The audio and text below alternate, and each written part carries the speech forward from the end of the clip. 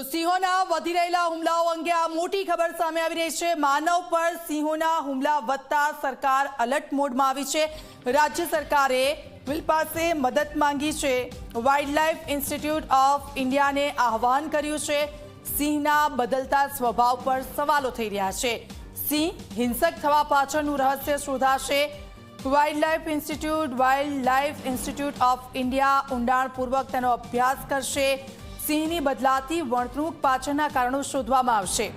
આપ જુઓ, થોડા દિવસોમાં જ કેટલા બધા હુમલાઓ સિંહના જે સામે આવ્યા છે માનવો પર, અને તેને લઈને હવે વાઇલ્ડલાઇફ ઇન્સ્ટિટ્યૂટ ઓફ ઇન્ડિયા તેનો અભ્યાસ કરશે કે સિંહનું આ વર્તન કેમ બદલાઈ રહ્યું છે।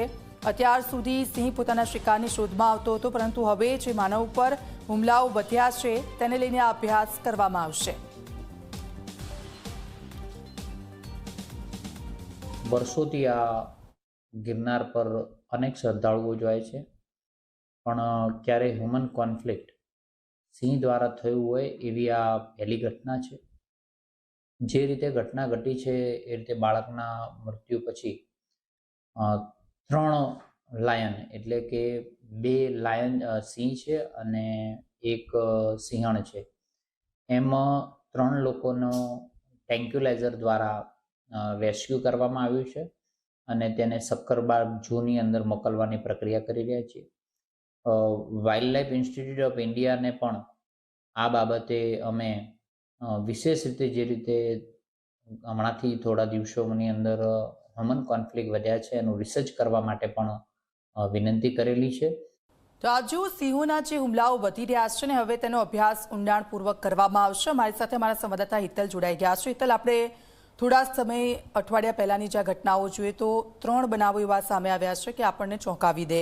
સિંહોના વારંવાર માનવ પર આ હુમલા છે અને તેને લઈને હવે અભ્યાસ કરવામાં આવશે।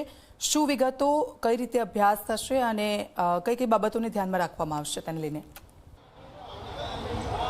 જી ચોક્કસ એવું કહી શકાય કે જે પ્રકારે થોડાક જ વખતમાં ગુજરાતનું શાન ગણાતા સિંહો દ્વારા જે પ્રકારે માનવ વસ્તી ઉપર સીધા હુમલા થઈ રહ્યા છે, મારી નાખવાની ઘટનાઓ બની રહી છે અને જંગલમાં ખેંચી જઈને શિકાર કરવાની ઘટના બની રહી છે। સ્વાભાવિક છે કે આ પ્રકારે સિંહનું જે બિહેવિયર બદલાયું છે, આખરે આ બિહેવિયર બદલાવાનું કારણ શું છે, કયા કયા પરિબળો એના માટે જવાબદાર છે, આ તમામનો અભ્યાસ કરવાનો આખરે રાજ્ય સરકારે નિર્ણય લીધો છે અને કેન્દ્ર સરકાર પાસે આ માટે મદદ માગી છે। કેન્દ્ર સરકારની સંસ્થા પાસે આ મદદ માગવામાં આવી છે, જેમાં અનેક મુદ્દાઓને સામેલ કરવામાં આવ્યા છે કે એકાએક ગુજરાતના ગીરના સિંહોમાં બિહેવિયરમાં કેવી રીતે ફેરફાર થઈ રહ્યો છે ને આ ફેરફારના કારણે માનવ વસ્તી પરના હુમલા છે। અને જે પ્રકારે આજે ગીર પર્વત ચડતી વખતેની જે ઘટના બની છે એ ખૂબ આશ્ચર્યજનક છે, કારણ કે ગુજરાતમાં ક્યારે પણ ગીરની પરિક્રમા થતી હોય કે અન્ય કોઈ આ પ્રકારની